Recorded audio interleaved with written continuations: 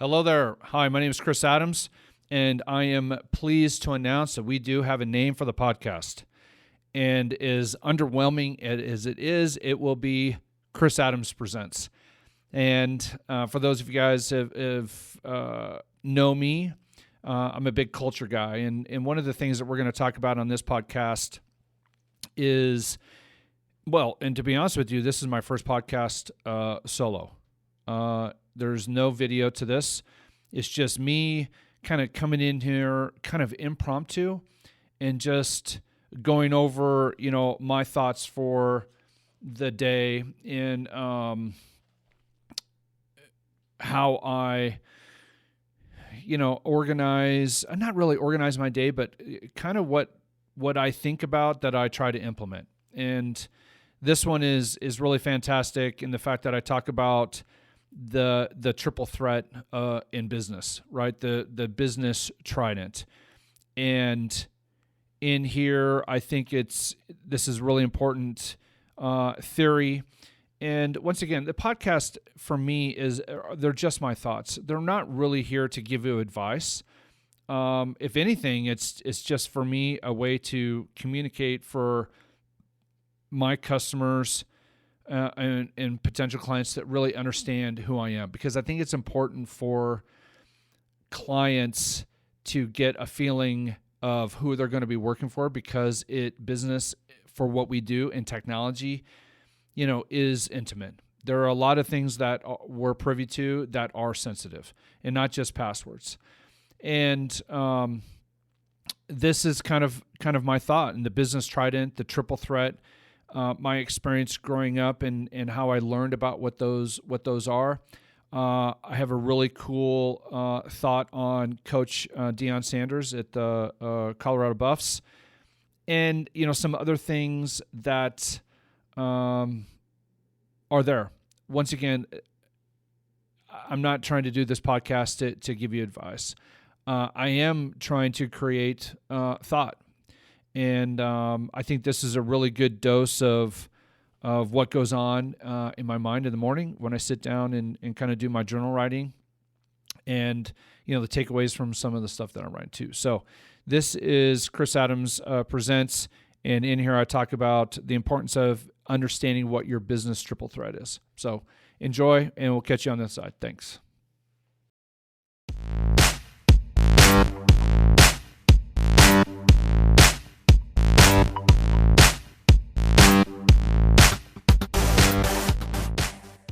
Hello there. Hey, welcome. My name is Chris Adams, president of the Adams Technology Group, and this is my podcast, Chris Adams Presents, and it's a little bit weird here. So first few episodes I've done with a guest. This is kind of my first solo podcast, but one of the things that I've done or I do is journal. And on this episode, we're going to be talking about this theory that I've been working on, that I've started journaling with, that came from the process of trying to name the podcast. And I think you'll, see in the first few episodes, we call it the Nameless Podcast. We call it the Nameless Podcast because we didn't have a name. We were shooting this thing. It's not that we didn't have a name, but we didn't have a name. We thrown out, the modern day warrior. We thrown out technology as what we do. It's not who we are, which is our vision statement for the company. We talked about, a bunch of other things.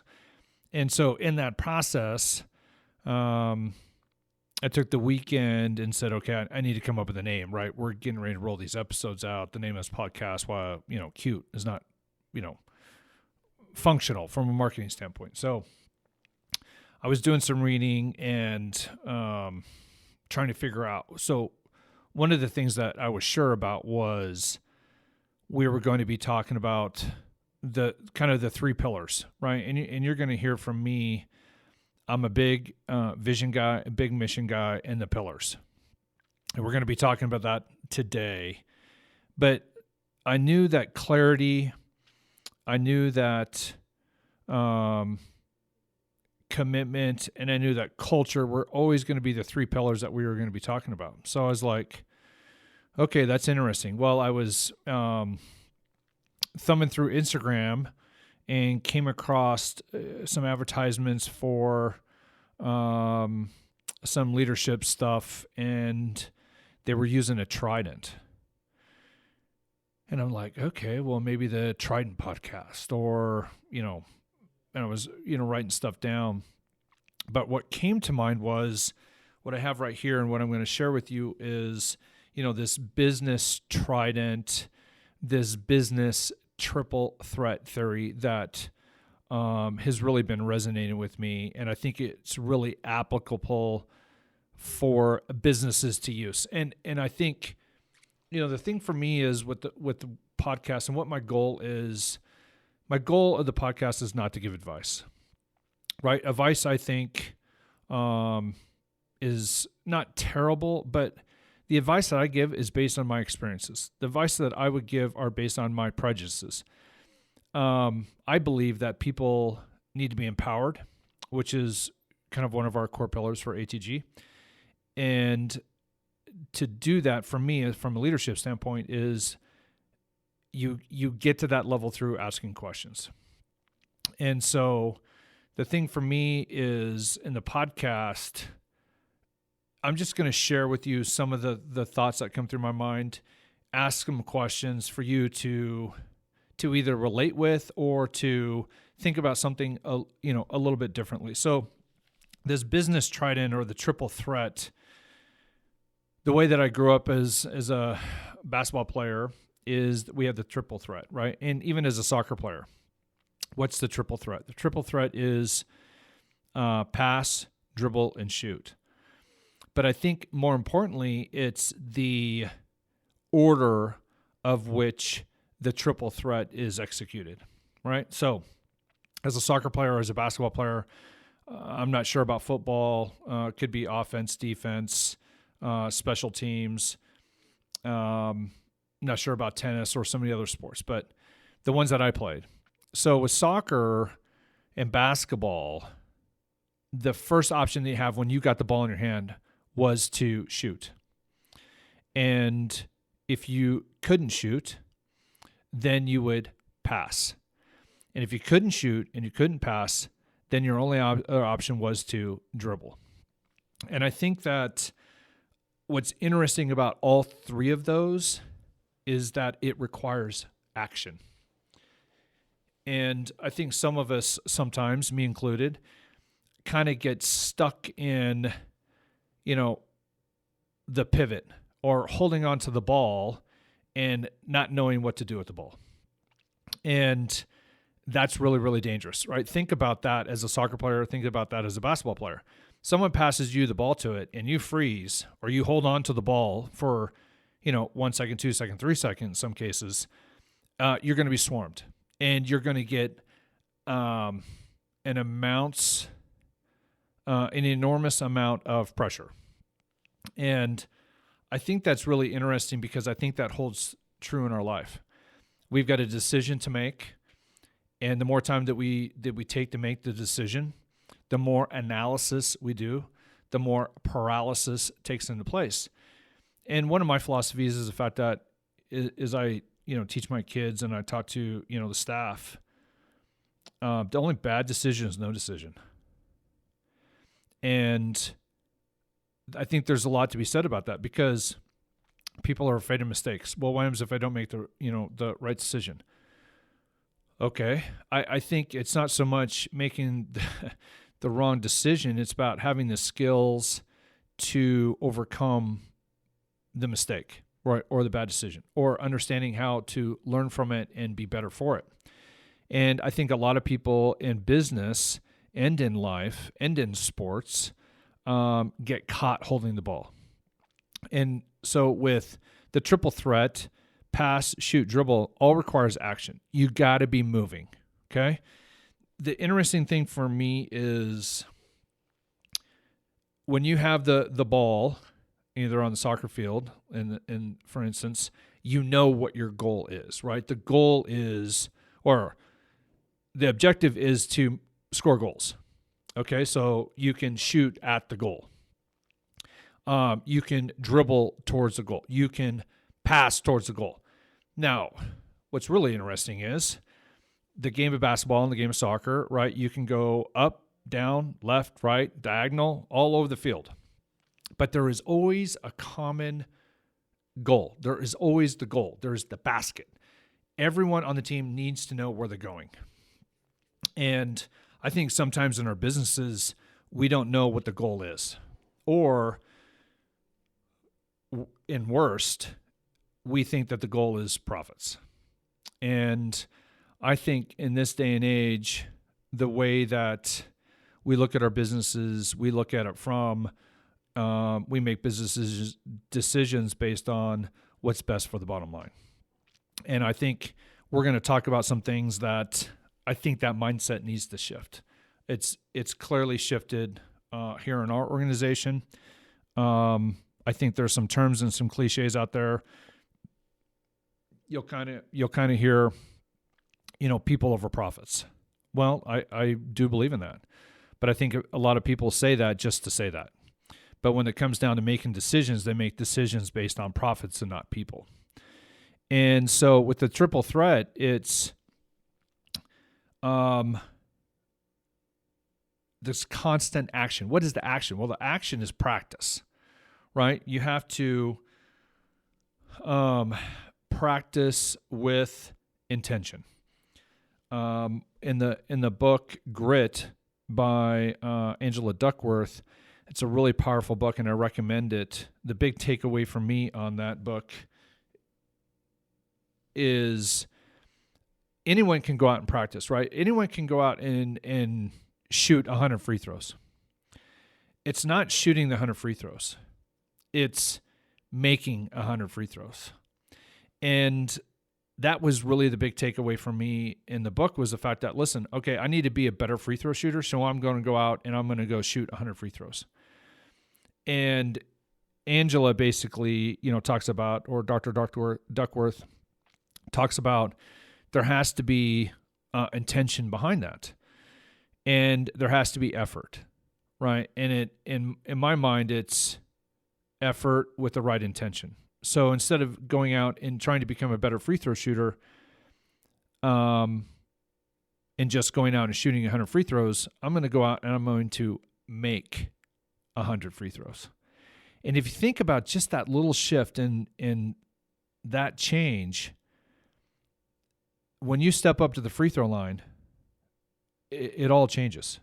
Because if I step over to the free throw line and I'm just going to throw up 100 balls, that's completely different than going up and saying, I'm going to make 100 free throws.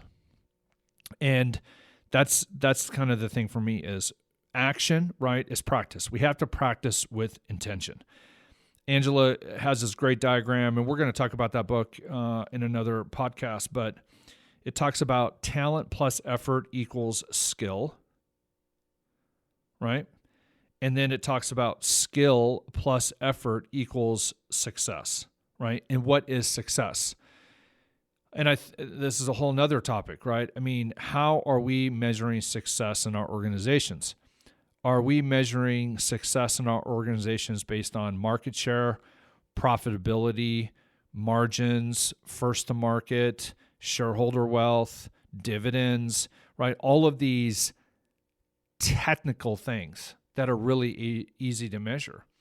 But I think what we have to do is we have to really start looking at our businesses about how can we define success and the things that actually really matter and actually move the needle and actually are the long game, right? Because the technical things are all short-term.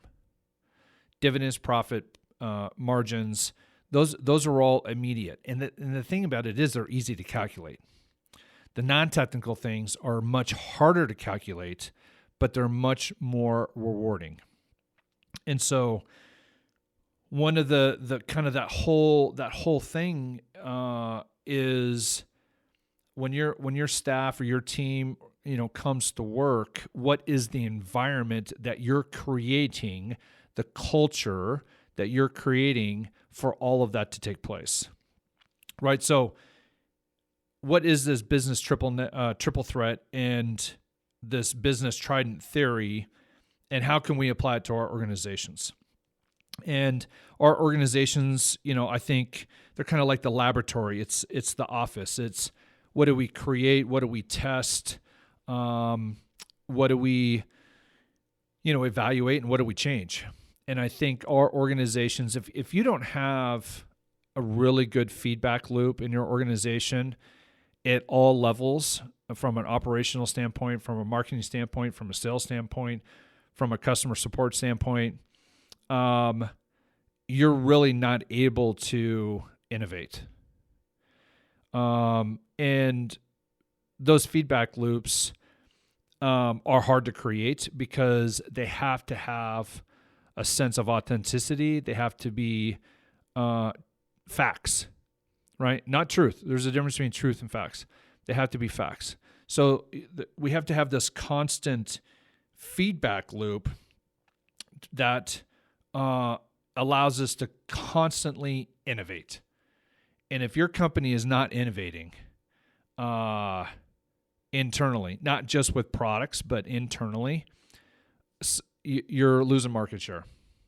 You are not being the best business that you can be, for sure, because you're not getting better, right? And the definition, I think, of growth is, not through, sales, and not through market share, and not through, shareholder wealth and whatnot. It's, how are we growing as a company?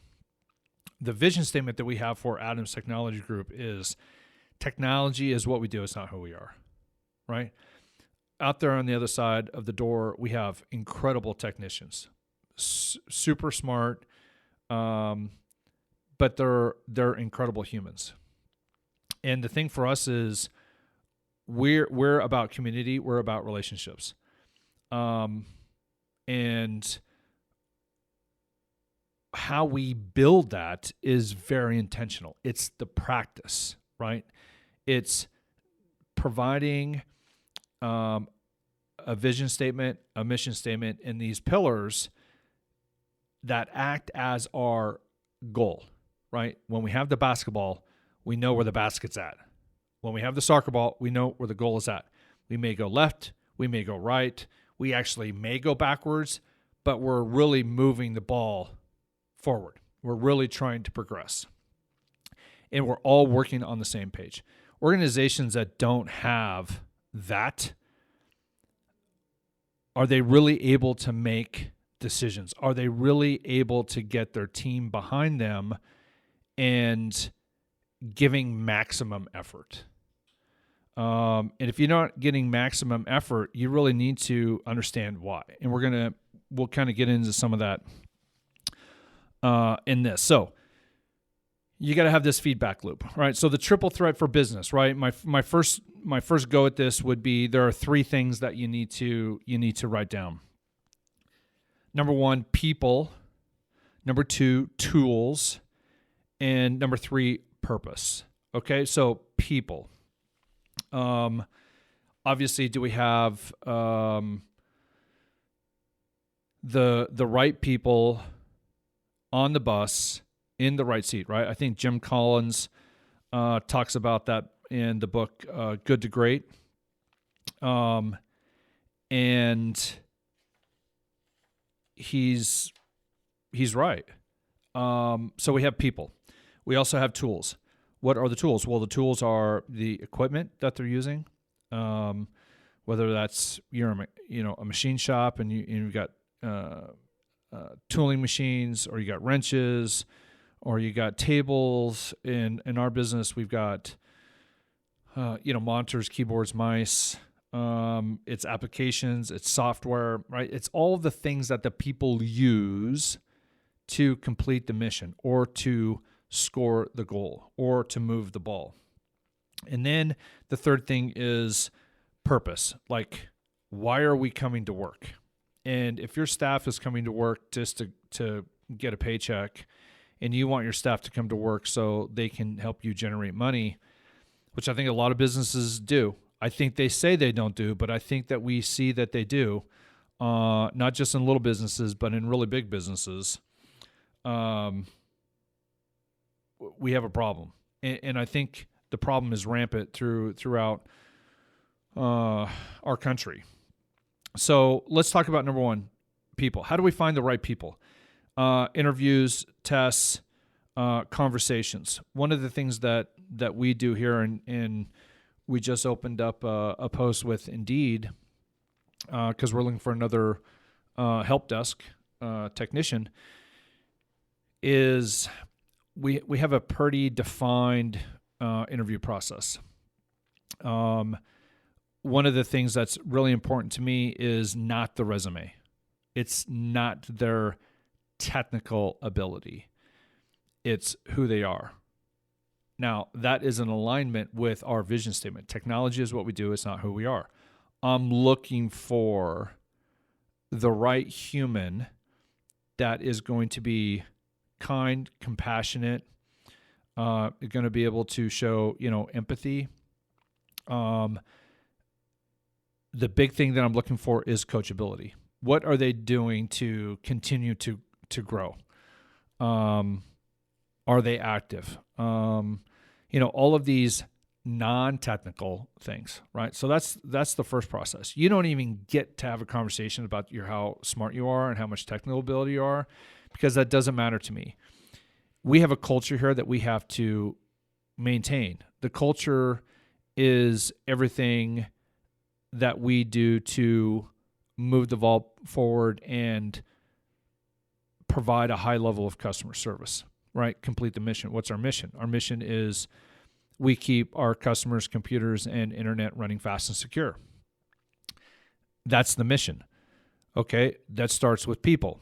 So we have to have these conversations. We have to be able to interview. We have to get the right people on the bus and get the right people in the right seats.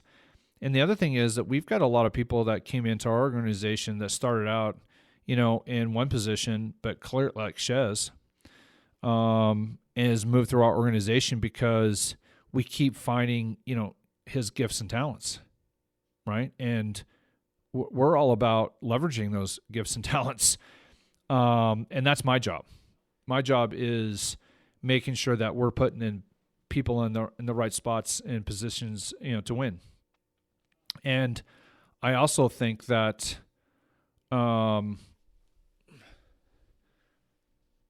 that it's important to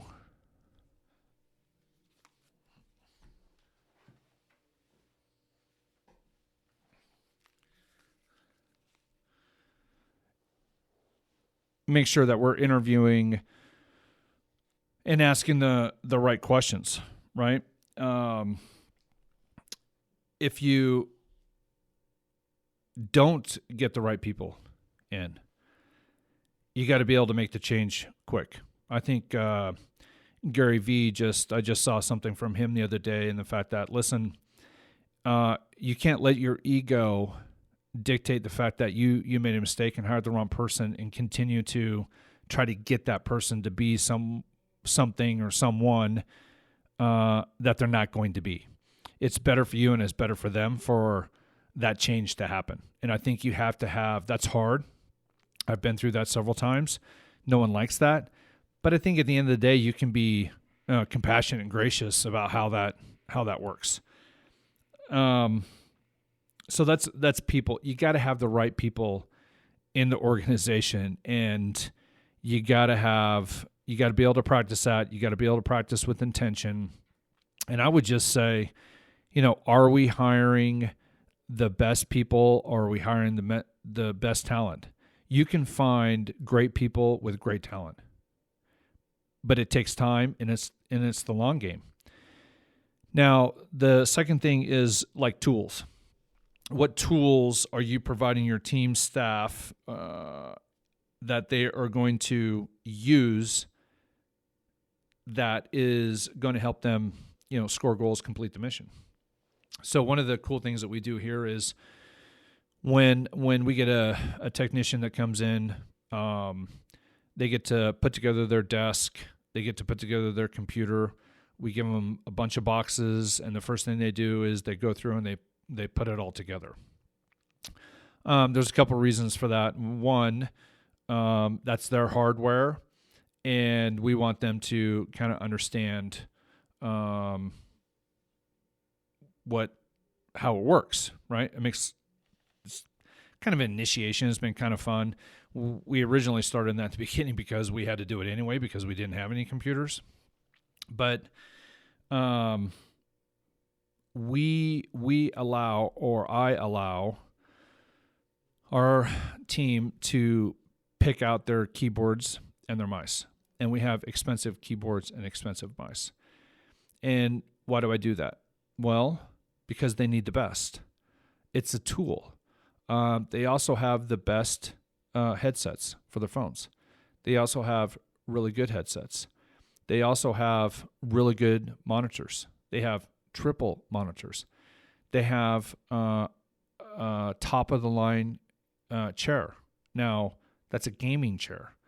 There's a difference between an office chair and a gaming chair, and I'll tell you that right now. They spend a lot of time sitting in their chairs, but they also have stand-up desks so they can break away. I want my team to have the best tools. One, it goes to show that I care about them. And I think it becomes a little bit fun because they get to pick out their keyboard and they get to pick out their mouse. I mean, and everyone has, I can't even tell you. I think the mice are pretty standard, but the keyboards are all over the place. Some like them loud, double stack. Some of them like quiet. Some of them like to illuminate. It doesn't matter to me. But I tell you what, it does matter to them. And it's just one of those things where they're in this environment and they're there to complete the mission. And the thing for me is, am I giving them the best tools? Am I putting them in the best environment for them to win, for them to accomplish the mission? And that's a simple answer for you. I am or I'm not. And the tools part of it, to be honest with you, is probably the easiest part because you can go out and just buy those tools. Now, let's be honest, when we first started out, like we just hired one of our new guys, been with us about 3 months. His experience and the tools that he's using now is a lot different than the tools that Justin or Shez, some of our early guys started out with. We just didn't have the money to get that done. Did they have good tools? They had good tools, but they weren't the best tools.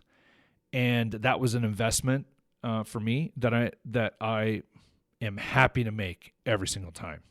There's a lot of pride in these keyboards and these mice. And just talk to any gamer, right? It's like the car that they drive. It's like the clothes that they wear. It is a part of them. And that was one of the first things that I noticed. So for you, like, as an accountant, I mean, most everyone in organizations are using computers. Are those fast and reliable computers, or are those slow and janky and people are always having to complain about, it freezing up and it's not working and, it's just not well taken care of, and it's, software updates are happening, and, you're having to log into, 2 or 3 usernames to get into the app because you don't have enough licenses to do whatever. Are those really things and tools that you're providing to give your employees the best tools so they can be in a position to win? I can't answer that. Only you can answer that. So I think tools are really important. Are they budget driven? Absolutely. But those budgets can change as you continue to grow. Now, can you have great people with poor tools? You absolutely can. Can you start with less tools and work up to providing, better tools? Absolutely. Case in point, I just talked about, right? When our newest guy that we just hired here, I mean, he walks into an environment that we didn't have, 3 years ago, 4 years ago. not even close. But that's what we've kind of grown into. So you can definitely do that, and you need to do that. I think people, in my opinion, deserve to come to work and be in an environment that's healthy. They need to come to work and be in an environment that they believe that they're cared for. But I think, moving on to point number 3, I think that most everyone wants to come to work to fulfill something that's greater than them, right? Like, what's the purpose? What's the point of me coming into work? What is my job doing that helps move the boat in the direction for the entire organization to be successful? And that's purpose.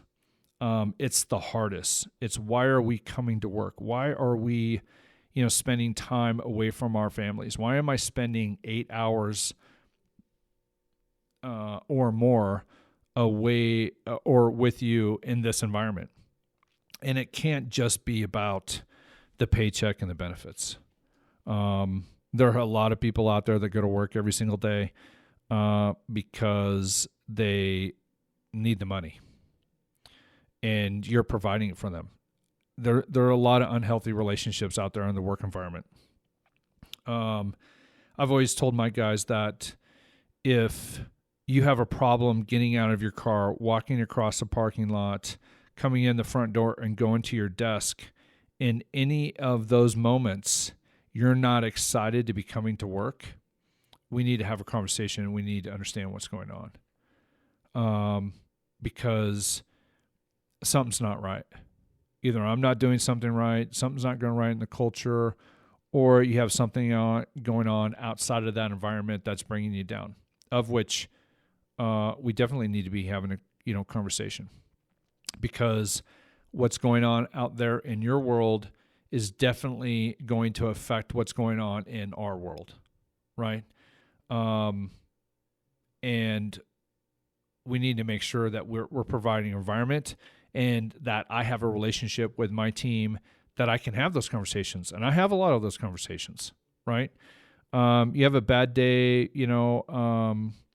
or something happens with your spouse, or something happens with your, kids, or you get, cut off in traffic, or, they didn't give you the right order in the drive-through, or whatever it is. If you're bringing that reaction into the office, it's going to have a ripple effect, right? And one of the things that we do here is I teach people, the difference between, reacting and responding, giving them the tools to make sure that they're understanding that there's an event that happens and you are the one that's going to provide the emotion towards the event, because at the end of the day, the event is neutral. What gives the event momentum, energy, is you and how you choose to either respond or react to it. It can ruin your day, it can, send you into a fit, or it can just understand the fact that, okay, how I get to choose, how I'm going to react to that. And that's a conversation for another one. But my point being is the fact that why is your team, why are your employees, coming to work? You've got to give them a purpose. Why are they excited to get out of bed every morning and get in the car and come to the office?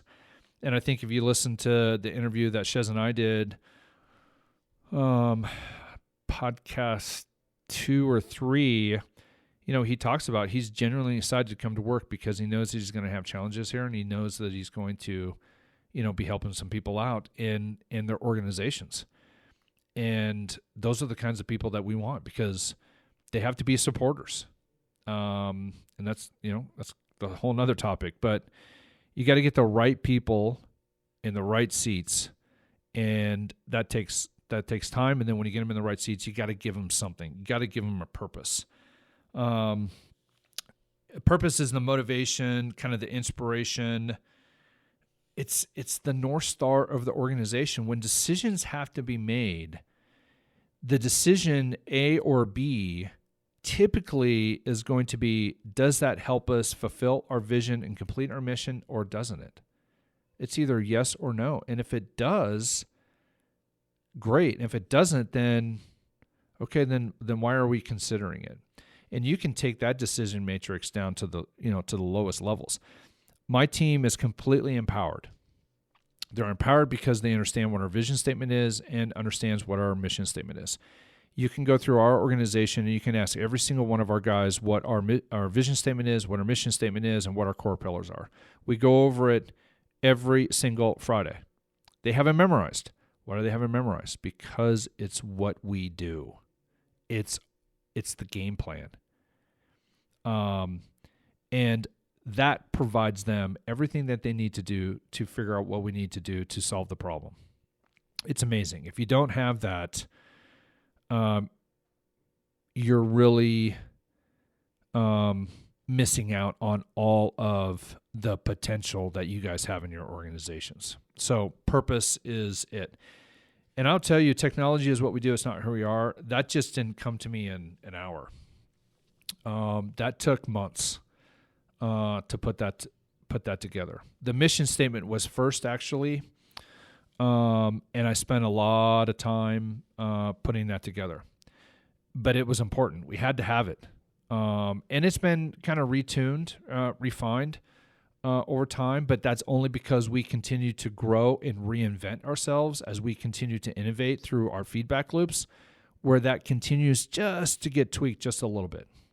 So here's the challenges. The challenges are most businesses don't have a purpose and they don't have a vision.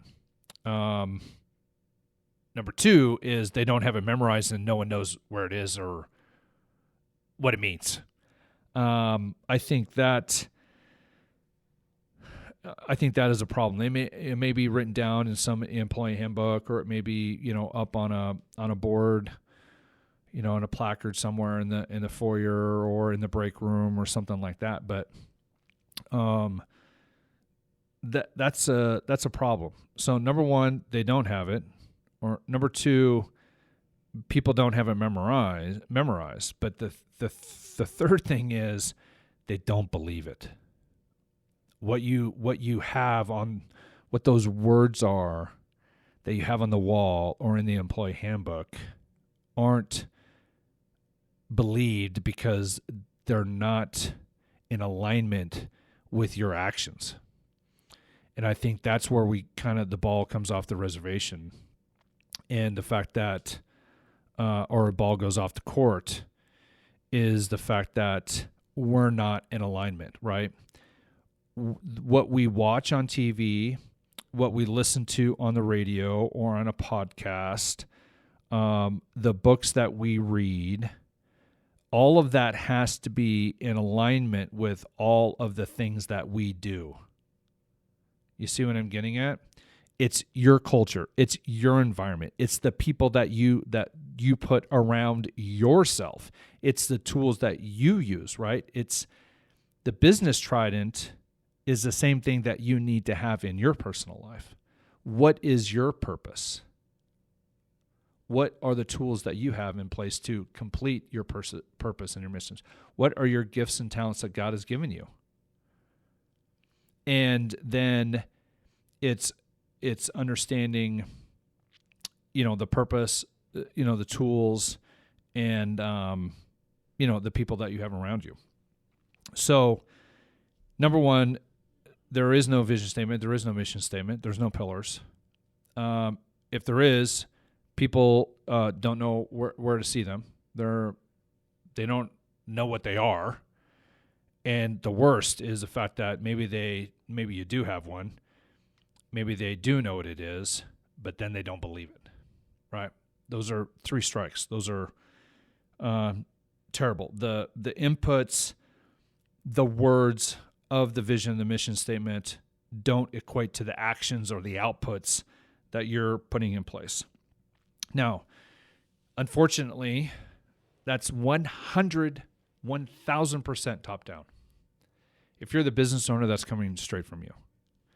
If you're a team leader or you're a manager and you're listening to this podcast, you can create that culture, right, for your team, but it's going to be really hard moving forward, because if the organization to the side of you or the organization above you isn't in alignment, you are going to be in constant conflict.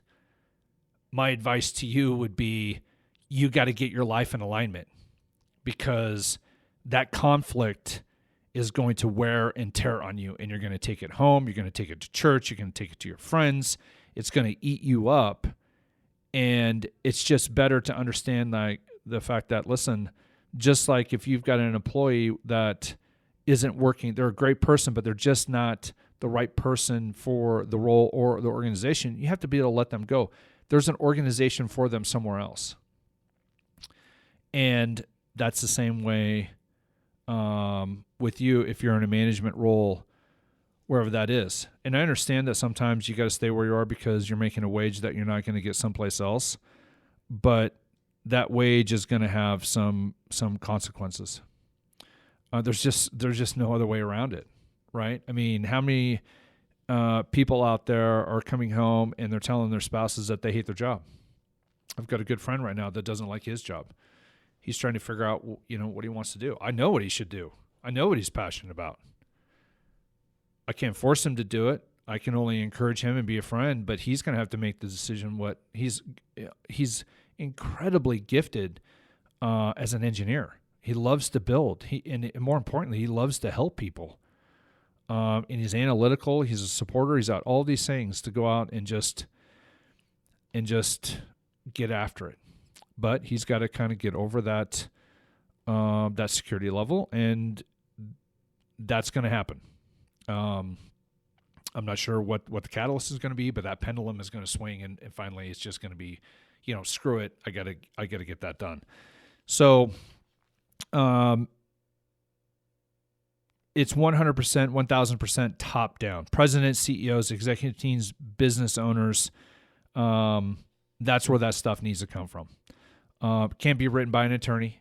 It has to be written by you, and you have to believe it. And it needs to be authentic, and it needs to be genuine. If you don't have a vision statement and mission statement in your organization, you have no purpose. There's no purpose. Tell me what the purpose of your organization is. You're going to fall back to technical things. Are we making money? Is my K1 bigger than it was last year? Are we holding our margins? Right? Hold on, God.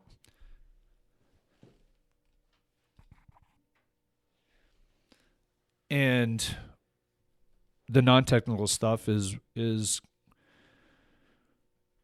kind of where we get stuck and where we fall back to, right? The state of our organization, right? If someone said, "Listen, how's business?"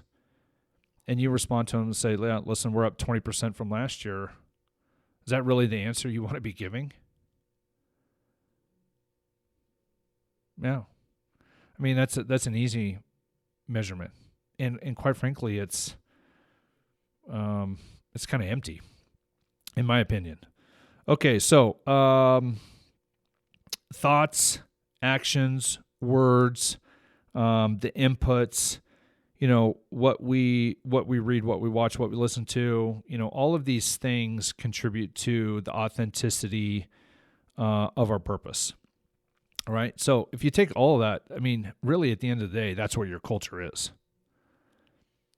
It's really tough to create a culture if you don't have a purpose. You can't achieve maximum potential, maximum innovation without understanding where the basket is. I mean, think about playing basketball with no basket. You know what I mean? You have to understand when we're in the triple threat, right? Where's the goal? And if I can't score, where am I passing to? so I can pass to someone else on the team so that I can, advance the ball. And if I can't shoot and I can't pass, where am I dribbling to, right? And we're dribbling, away from pressure, away from the threat, to create an opportunity for us either to shoot and or to pass, all moving the ball towards the goal. The goal, what's the purpose? It has to be bigger than revenue.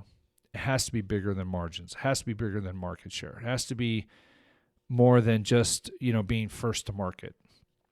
And so I think that's the, kind of the epitome of people over profits, right? We say people over profits, but we make all our decisions based on, what we can afford or what the budget allows.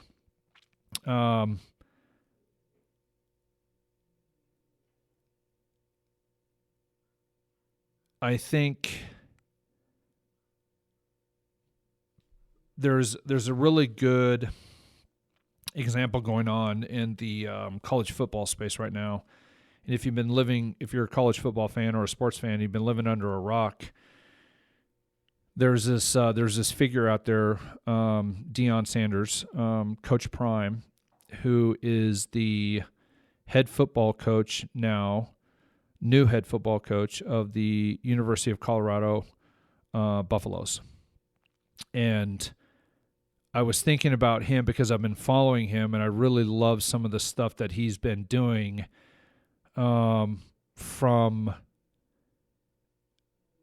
getting an organization that's been losing for a lot of years and had kind of a toxic culture. No one cared what that organization was doing. No one cared about that football team. They were sitting in the bottom of the standings in the Pac-12, et cetera, et cetera.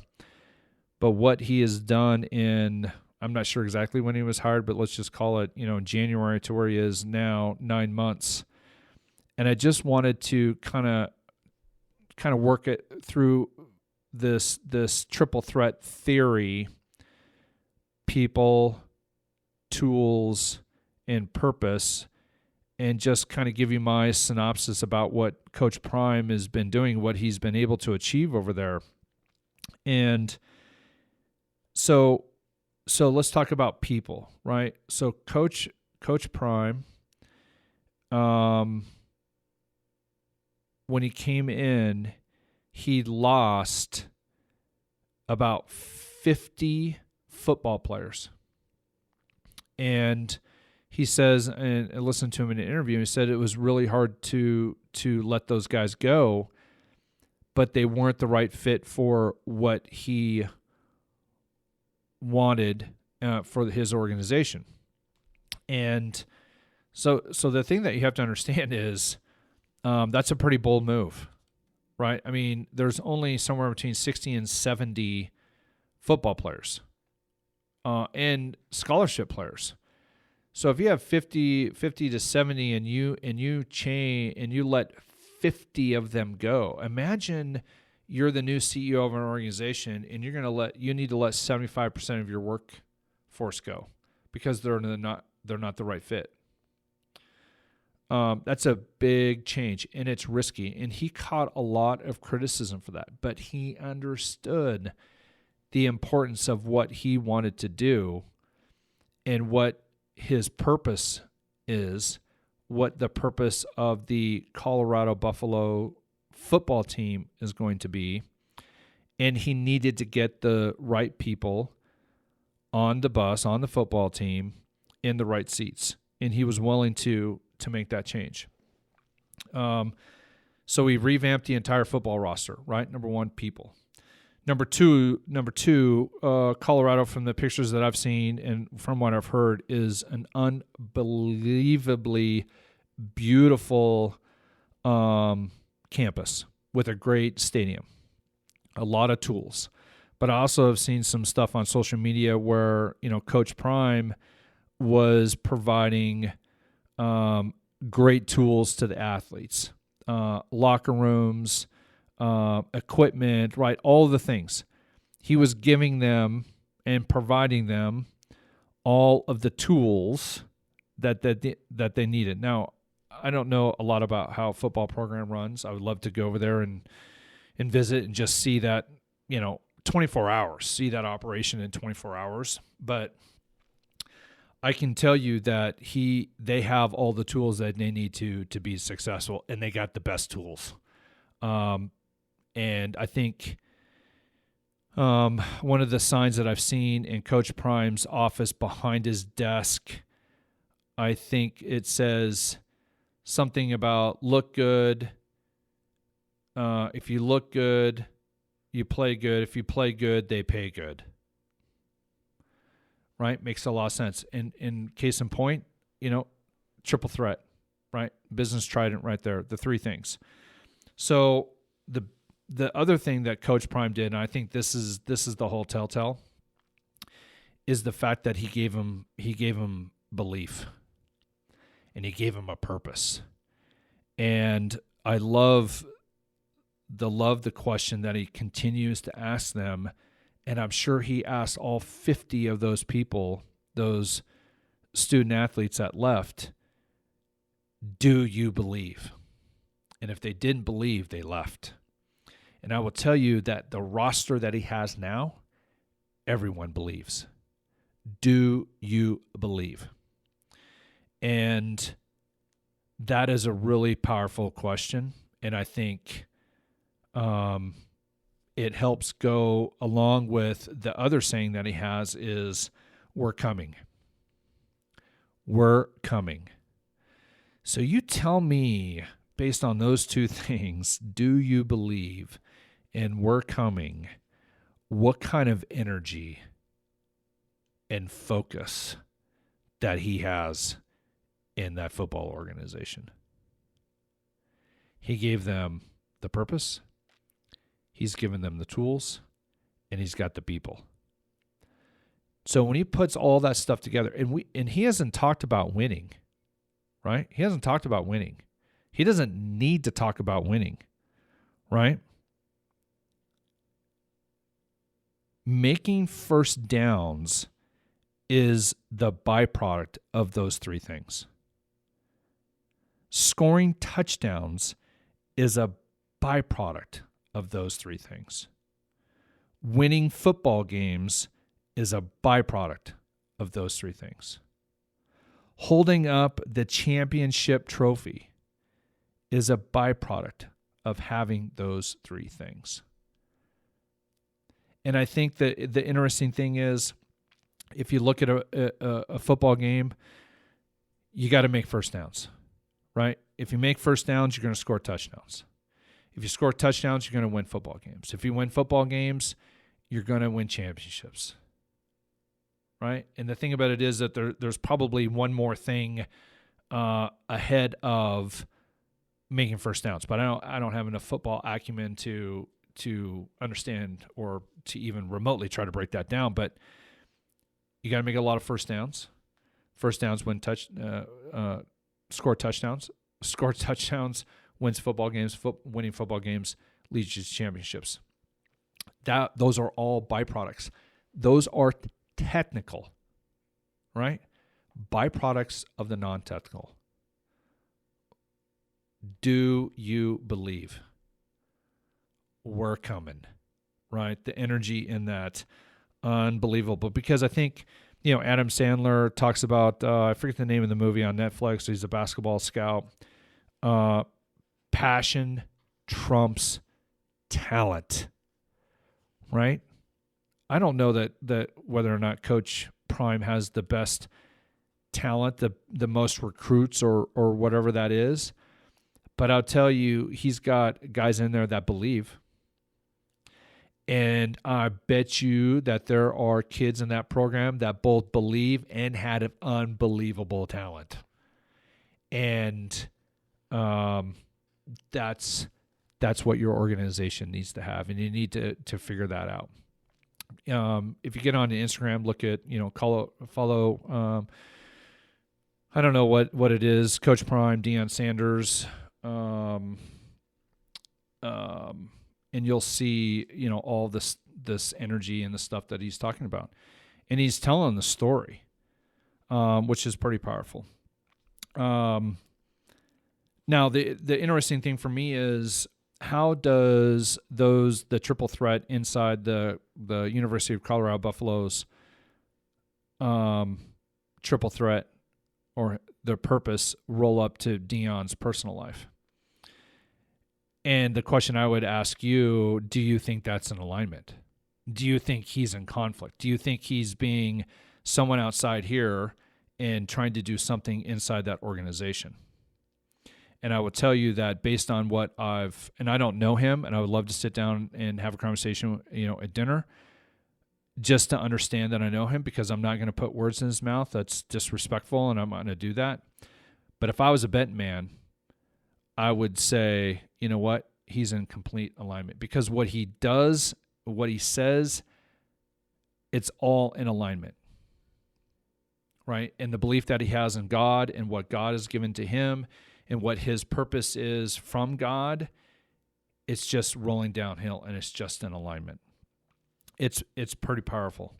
And the thing about it is that it's so powerful that people aren't going to be able to compete with it, because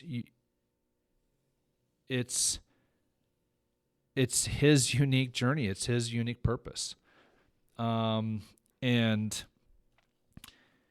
when you can do that, like I believe here, that we don't have any competition, right? People, how we do it is why people hire us. All right. I mean, you can go in our organization, we sell a lot of firewalls. You can get a firewall anywhere. You can go to Amazon. You can go to Best Buy. You can go to CDW. You can go, all the resellers on Amazon. You can get a firewall anywhere, right? It's not the firewall that you're buying when you choose to do business with us. It's the people. It's the culture. It's how we're going to treat you. It's, are we going to be there when you have a problem? And when you do have a problem, how are we going to be there? What are we going to do, right? And, right, not to get into this, but we also have another mission statement for our help desk, right? We answer the phone within 3 rings and respond to every email ticket within 29 minutes. That's a culture, right? That's an operational efficiency. That's a standard that has not been set before. But it's written down. Everyone knows that. And when we create processes inside our organization, it has to be in alignment with that. And when everything's in alignment, you create a really powerful product. You create a really powerful company that's really hard to compete with. And the Colorado Buffaloes are doing that. Everyone will always talk about wins and losses. But if you're comparing wins and losses to what Coach Prime is doing, you're kind of missing the whole thing. He's going to get those wins, right? But he's going to get a lot more than just wins. Okay, so how can we break down the triple threat in your organization? Is it time to sit down and really have kind of a come to Jesus moment, look in the mirror and do an honest, fact-finding, soul-searching question about, why am I in business? Why does my company exist? Why do my employees work for me? Am I a giver or am I a taker? Right? What kind of leader am I? Is it really about them, or is it about me? Is it about my ego? Am I saying one thing and doing another? Because here's the deal, all right? It's kind of like our kids. Our kids see us, all the time. And if we show up at church one way, and then we act another way in our homes, or we act another way in our around our friends, right? I mean, what do our kids believe? We have to be in complete alignment. We have to understand what our purpose is for our being. And that's kind of the challenge. Why are we here? What are our gifts and talents? That was hard for me, right? I turned 50 in November. I'm still trying to figure it out. But one of the talents that God has given me that I believe is the fact that I see things in people that they don't see in themselves, and I enjoy putting people in positions to win. Right, and I've got several stories. I did it as a soccer coach. I did it as a business leader. Still doing it, every single day.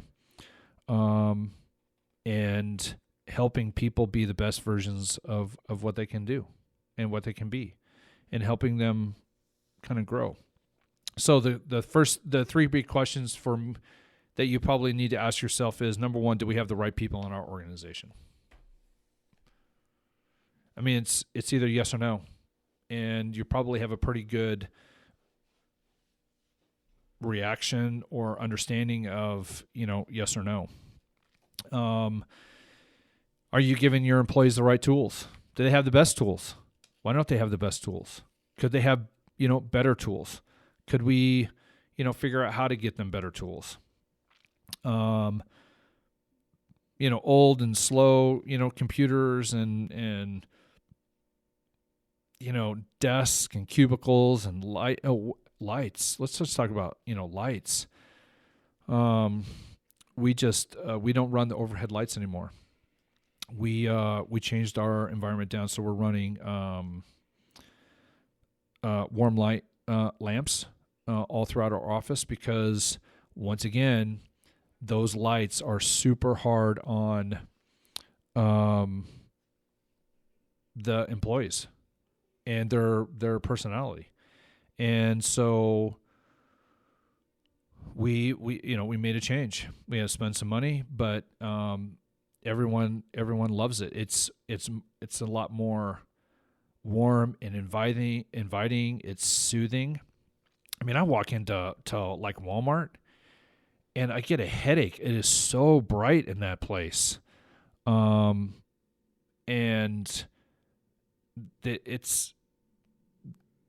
that blue light is hard on you. It's proven. And so that's just one of the things that we've done. Are we providing them, with the right tools?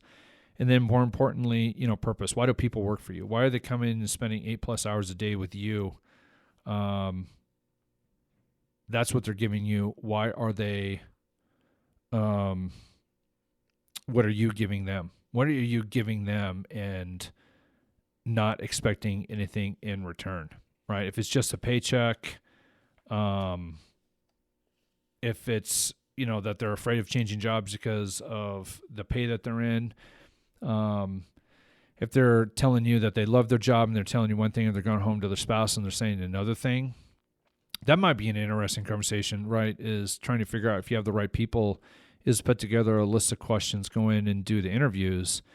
And then if you don't believe them, take their spouse out for a cup of coffee and see if what they're telling you inside the conference room is the same thing that their spouse is telling you at the coffee shop.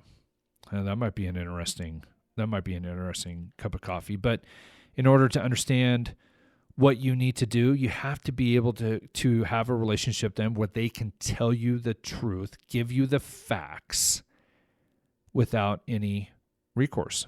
That takes a lot of skill. It's a skill that I continue to learn, but I understand that feedback is feedback, and without feedback, we can't grow.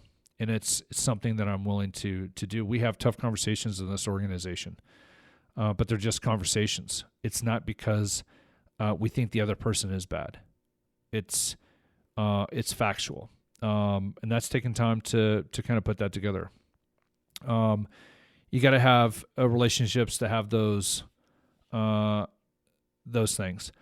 All right, what happens if you when you're just getting started or on a limited budget and you can't you get the purpose but you don't have the tools, right? So if you look at the triple threat, let's talk about the movie Braveheart.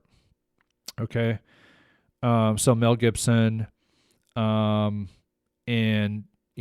he's got the blue paint, the white paint, and he's standing out in front of all his kin and or his people, and he's getting ready to lead them into battle. Did they have the right people? Yes, they did. Did they have the best tools? Right? Think about the tools that they had versus the tools that the other army had. And there was a significant difference, right? They didn't have horses. They didn't have knights. They didn't have armor. They didn't have, any of that stuff. But ask me or tell me the amount of purpose that they had over the other army that was just there to fight because the king said that they needed to fight and they didn't believe in it. And then tell me who won. And you tell me whether or not the tools are actually the most important thing. It's definitely a value add and it's a benefit, and it needs to happen, but you can still have a great organization with purpose and get a lot accomplished. But like for us, we didn't start out with all the great tools here. It's a byproduct, it's a benefit of taking care of all the other stuff. So passion will always be talent. I think this type of methodology, this Trident, the thing that I'm working on, the thing that I'm trying to go through, is, like I said, it's just a theory, it's just a methodology, but it's kind of interesting how I continue to find that it props up in groups of 3. One of the other things in our organizations that it props up in 3s is think about our income statements, think about the balance sheet, and think about the cash flow statement, right? What of those 3 things do most organizations pay attention to? The income statement. And what specifically on the income statement are they paying attention to? The bottom line, profit, right? Red or black? How much of the black are we in? And I think they're missing out on, the other thing that's really important in those financial statements is the balance sheet, right? The balance sheet obviously talks about what our assets are, what our liabilities are, and what our equity is, right? And those have to be in balance. Are we spending, are we investing on, some of these tools that are going to help us complete our mission, right? And I think the balance sheet is another piece of the Trident that we need to be looking at. I also think that cash flow is critical, and understanding how to manage that. So just all these kind of interesting things that keep showing up for me in the from the kind of the triple thread or the business Trident theory that I'm running through. It's kind of popping up, and I just want to come in and I just want to kind of talk about that, because I think organizations can be so much more powerful than what they are. I think as business owners and as business leaders, right? And just because you're a business owner, you're going to hear this a lot from me. Just because you're a business owner doesn't make you a leader. It makes you a business owner, right? Just because you're the CEO doesn't make you a leader. You're the chief executive officer. You're hired by the board of directors for the corporation. Just because you're a head football coach doesn't make you a leader. It makes you the head football coach. I believe that you are the leader of one. You've got to get you right. If you aren't right, and then there isn't anything that is going to go on in your environment, in your culture, that isn't going to be in alignment, and you're going to find yourself in conflict. And the more time that you spend in conflict, the harder and harder it is going to be for the people that's around you, right? I mean, I think I said this earlier. If you show up at church one way and you act another way in your house, and then you act another way at work, something's going to give. And the truth of who you are is, kind of out there. And I would say, probably the way that you're showing up at home is kind of like who you really are. Because typically your guard is down, and you're behind closed doors, right? No one else can see you but your family. So what's your purpose? What are your gifts and talents? What are you, why are you here? And I think that starts with you. You got to understand that. Do you have the right tools? Do you have the right people around you? What's your environment look like? And I think those are all questions that I've asked myself, and I continue to work through. But think about what that business Trident is. What's the triple threat? And find your purpose. Sit down, and really start working through and asking the question, like, why are we in business? Why do we deliver, our product? Why do we provide this service, right? And start to understand and try to figure out really what you need to be doing. So anyway, that's the business Trident, and I'll continue to work on this and continue to noodle it. And I appreciate you guys jumping on here once again. This all started with me trying to find or come up with a name for the podcast. And I really struggled with that, to be honest with you. I thought having my name in the podcast was a little bit too egotistical. And,